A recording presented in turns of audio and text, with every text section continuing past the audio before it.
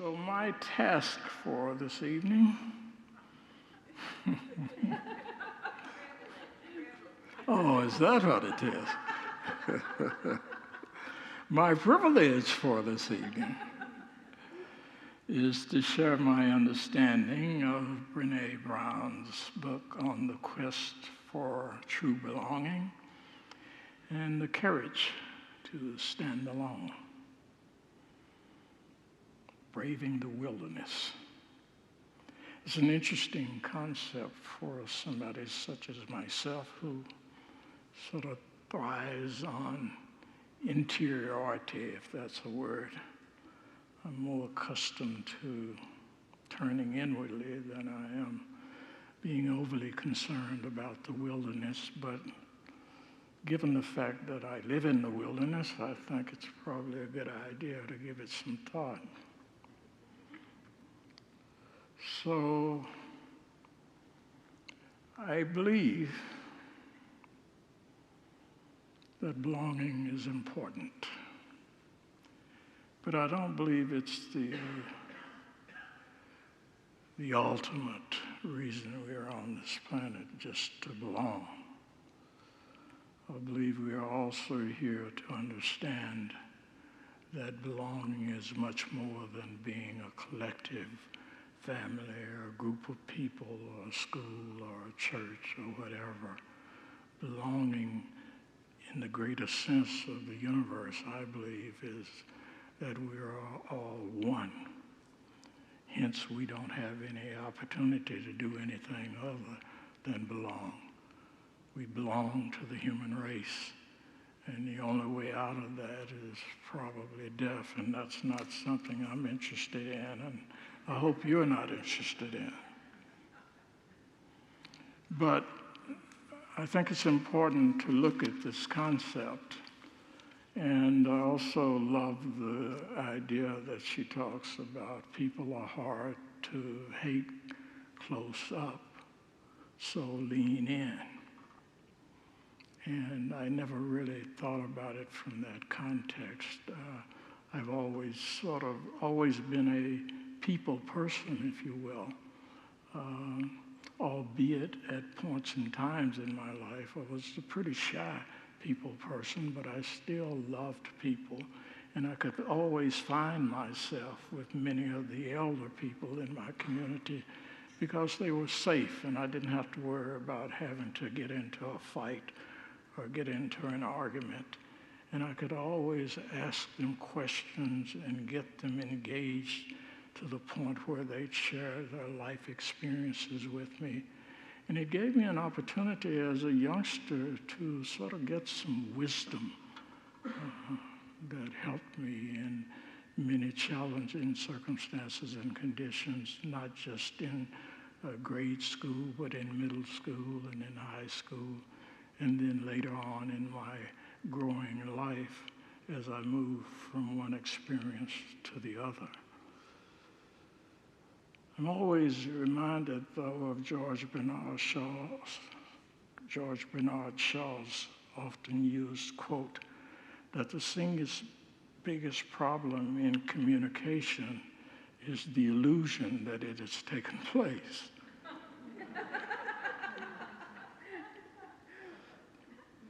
And I find that to be true in my family life.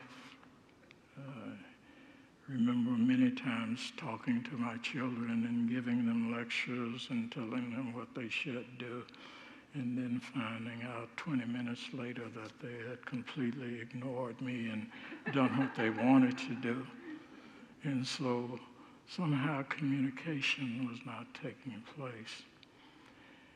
And I think the illusion that is in communication is because we're sometimes unwilling to be honest in our communication.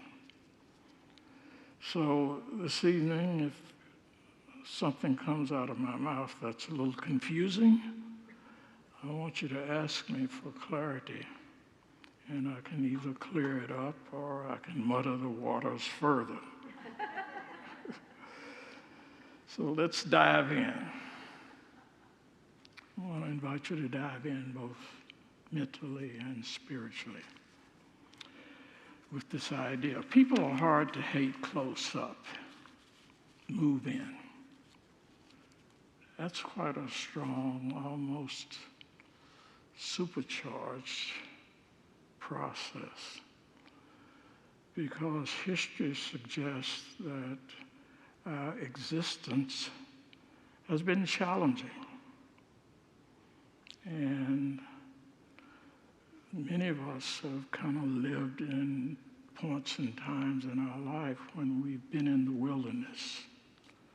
And it feels lonely, it feels isolated, and it sometimes makes one wonder whether the journey is worthwhile.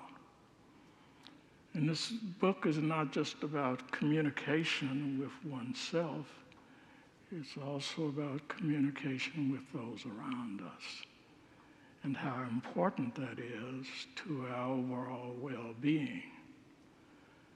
And I think that's the most important point that we want to take home from this evening. This concept of moving in is not just about forcing ourselves to be in communication with others. It's about improving the standards of our existence.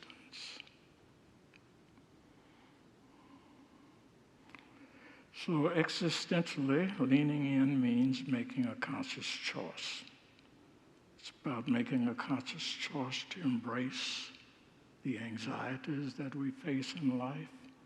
It's about making a conscious choice to embrace and to confront what we might consider sometimes as the absurdities of existence as we know it and as we understand it. So what do I mean by absurdities of existence? Well, here are just a few. Many times in life we think when we've got challenges, we often think that they'll go away if we just give them enough time. And so as a result of that, we end up ignoring them, and instead of going away, they grow bigger. And then we have to figure out how to create a situation that makes them shrink. There's a line in the Bible that says, time heals all wounds. And to me, that's another absurdity. Time doesn't heal wounds. We have the responsibility for healing our wounds and participating in the healing of wounds that we've perpetrated on others. That's how we get to the point of healing. And that requires an effort on our part. Also, we have to look at the quality of the efforts that we make in trying to, quote, heal our wounds. Are we just making a casual observation about the efforts, or are we just feigning interest in the efforts, or are we truly giving the efforts all that we have in us?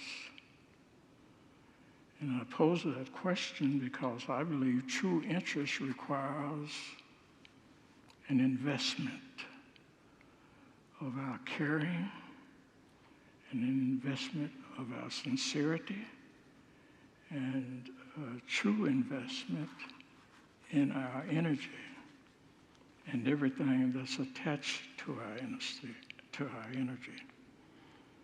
And I think that's what enables us to have what I believe is a receptive soul, a soul that allows us to see beyond appearances and to accept everything that comes into our sphere of experience without placing our human judgments on it. And that's a pretty tall order. You ever ask somebody how they're feeling? And before you can receive a response, they just kind of unload or toad a ton of information about how they're feeling or not feeling. And when that happens, if you've ever experienced that, Have you ever asked yourself, what happened here? Did I miss something? And the point of asking this question is one of communication.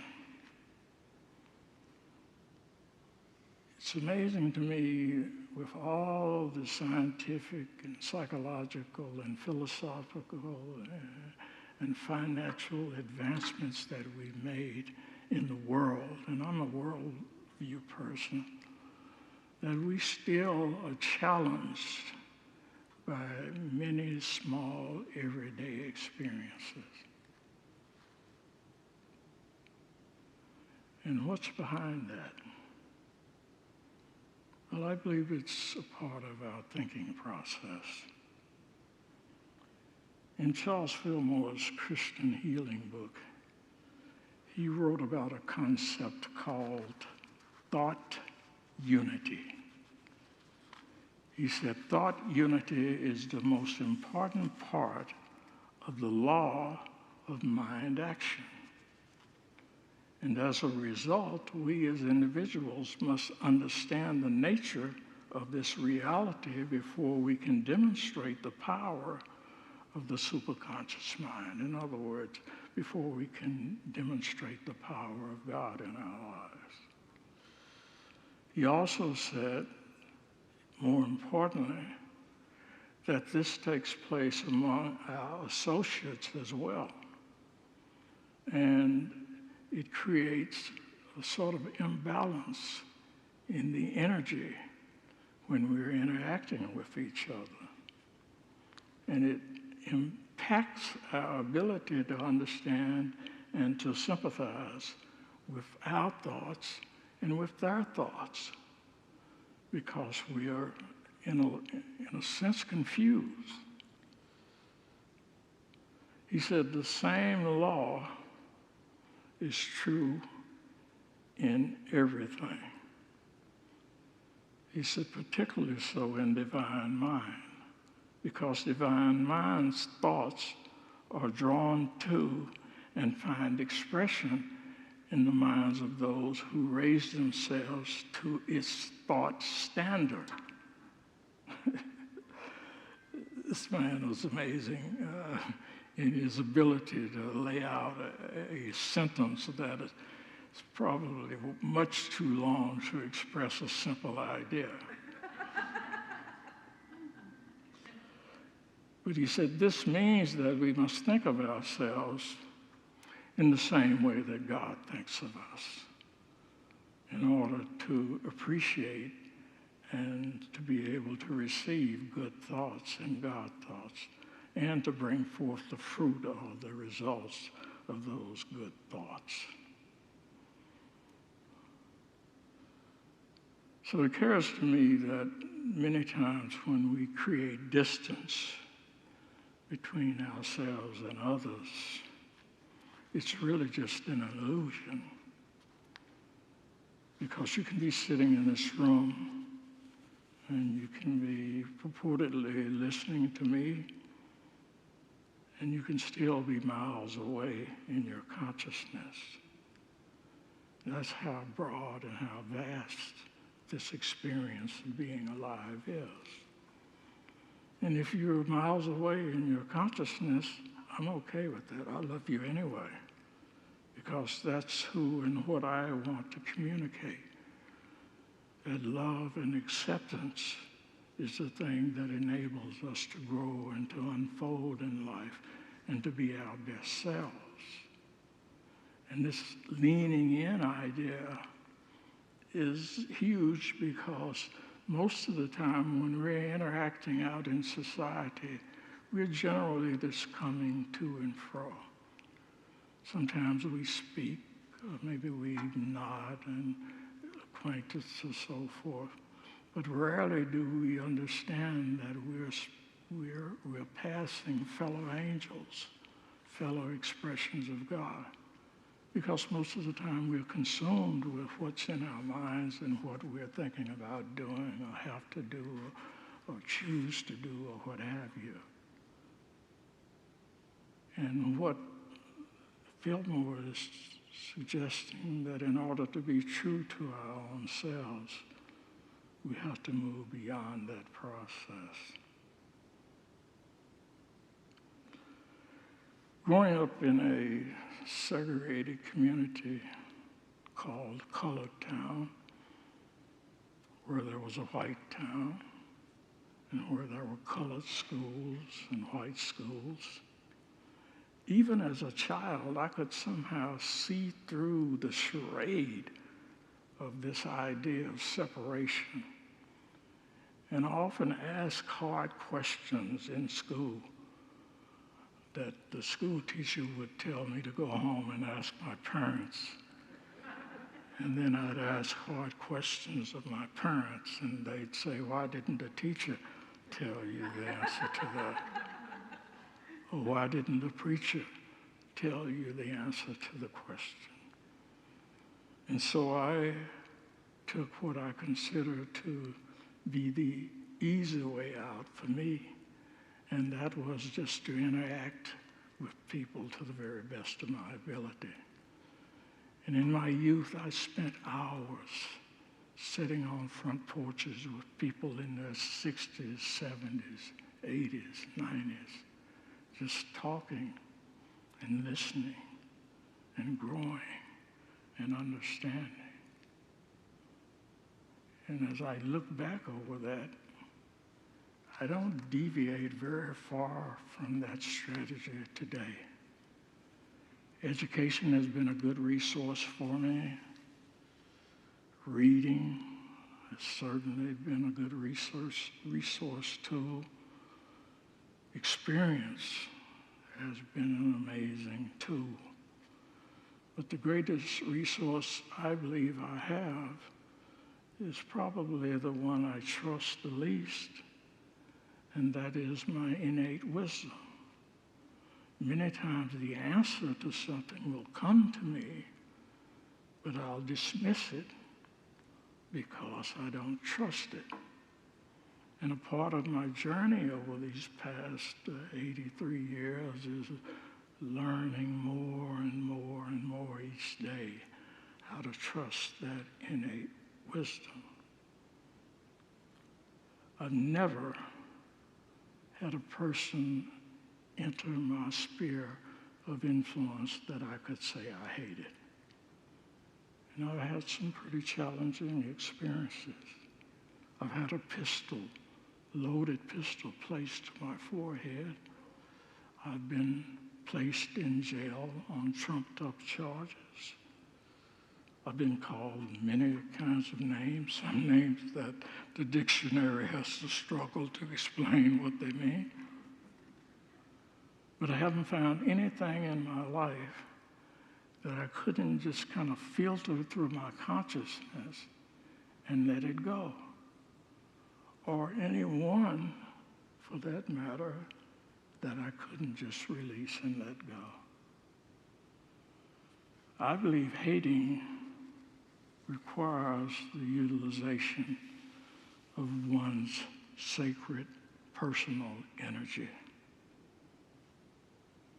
There are many other good to great ways to expend that level of personal energy. Many more productive ways. I'll share a proverb, 4:23. It says, keep your heart through prayer and study and application of God's word. The word, as I understand it, is love. Sure, there are circumstances, there are conditions, there are experiences, there are people that I love enough to keep my distance from.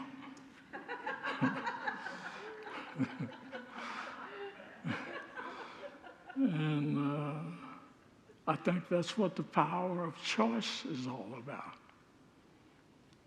That's what the power of discernment is all about. Life requires us to make wise decisions, and it requires us to make wise choices. And it's never easy to know the wisdom for making those decisions and choices. If your ego won't allow you to trust in your own higher power, that's a problem. It's a real big problem.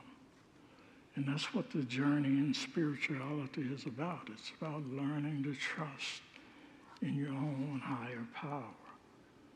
And the traditional church, they talked about dying and going to heaven. That may be. I'm not sure about all of that. What I'm interested in is the nasty now and now.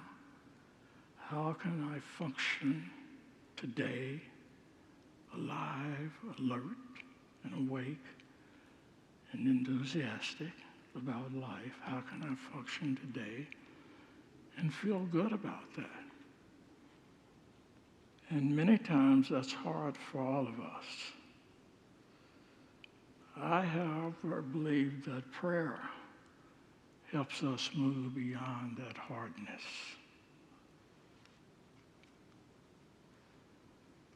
There's one of my songs that's moving through my head.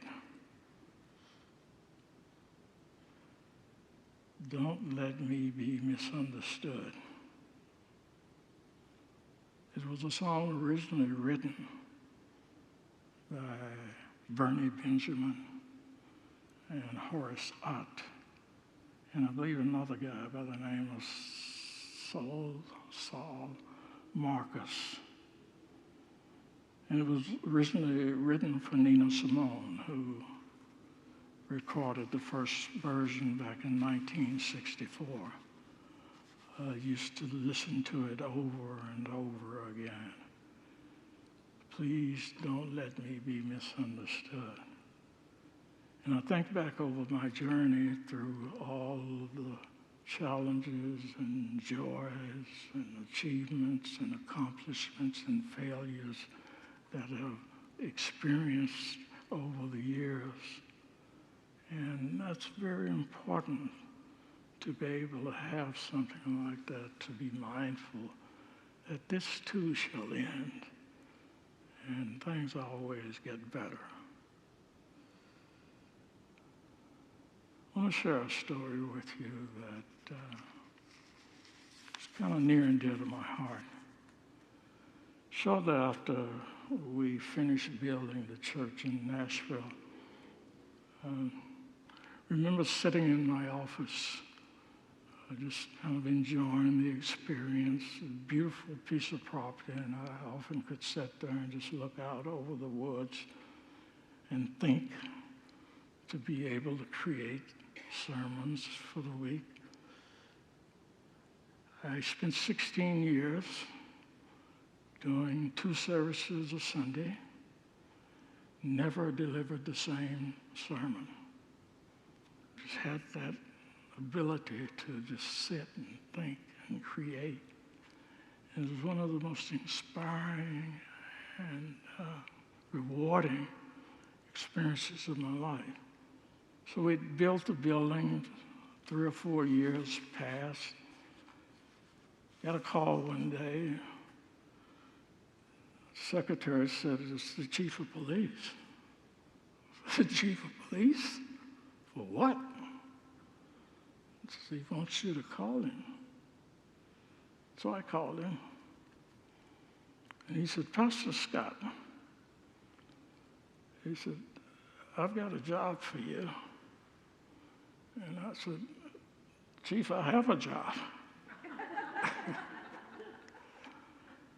He said, no, this is a different kind of job. I said, tell me more.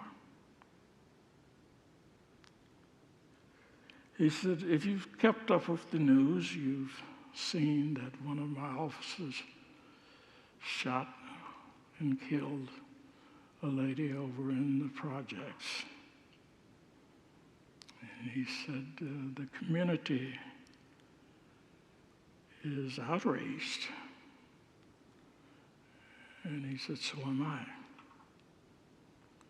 And he said, what I'd like to invite you to do is to participate in a training process for our police department. And I said, well, I don't know anything about training police department. He said, this is not about training police. It's about giving them some spirituality. I said, oh, I might be interested in that. He said, good, come in and talk to me. All right, I went in and talked to him. Said, he told me all about what he expected once a week for a year. I said, Chief, you planning on paying me for this? He said, no, this is a gift to the community. Okay, I'm a community servant. So I talked to my board about it, and they agreed. Once a week, sit in an office, in a room, with close to 200 police officers. And we talked about spirituality and real life experiences and expectations. The reason we talked about expectations is because, as I said, or if I didn't say it, one of the officers had shot an unarmed lady. And naturally, the community was outraged. So we're sitting in there, and me, the chief, and a couple of other officers are sitting in the room, and we get into discussions.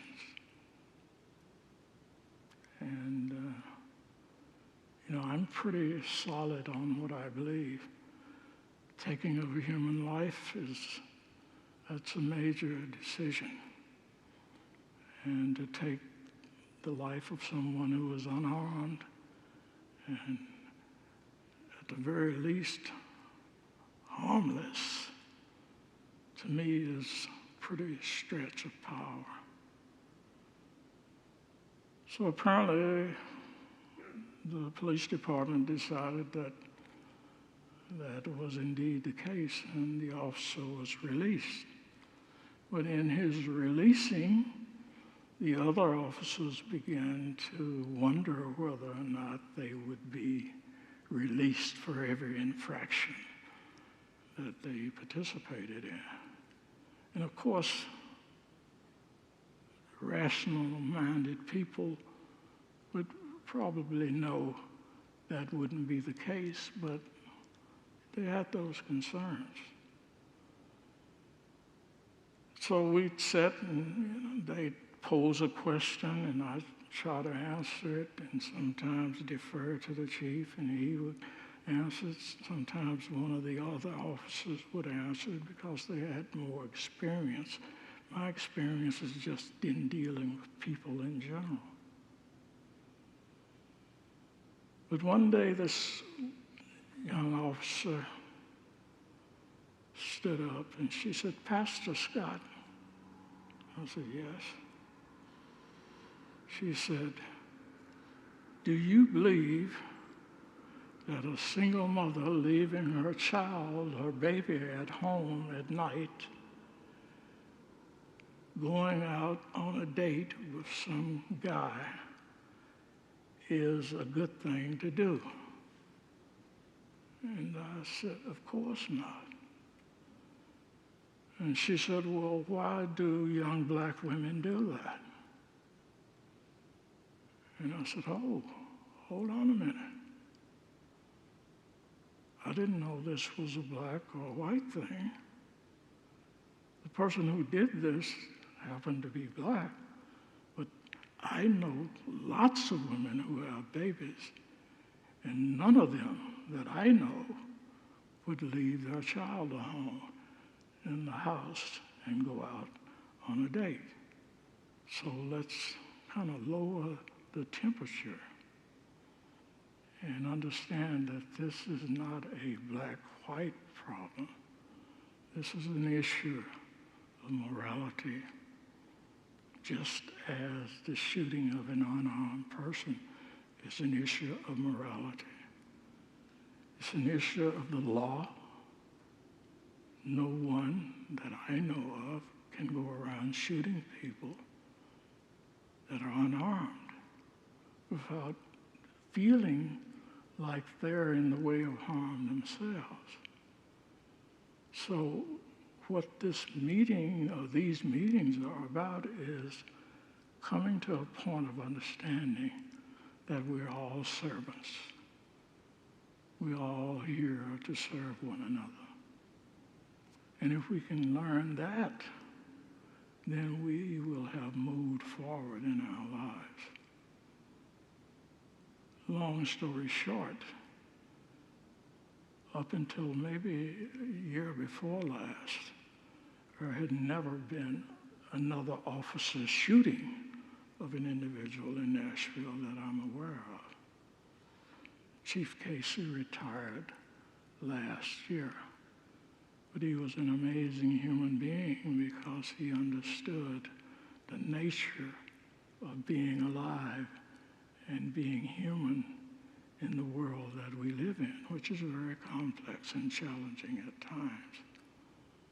And so the lesson in that, I believe, for all of us is learning to see beyond what is taking place in our communications sometimes, particularly in the communication that's taking place in our country today.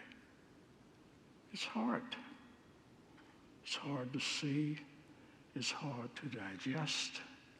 But at the same time, the more we lean into discussions, the more we open ourselves up to expand our consciousness and to be better people and hence create a better world. And I can truly say, in my 84 years of existence, this time is the best I've seen. Because my value is based on my desire to be an instrument of love and humanity. And that's our biggest challenge. Not how much money we can make, not how many houses we can buy, not how many factories we can create, not how much traffic we can generate. It is to create the best world that we possibly can. And it's complex. I don't want to simplify it. It is complex. But love, just leaning into it, every opportunity we get will carry us through. I believe that. I have to believe it. I want to believe it. And I choose to believe it. And I challenge you to take it on. I don't have anything else to say.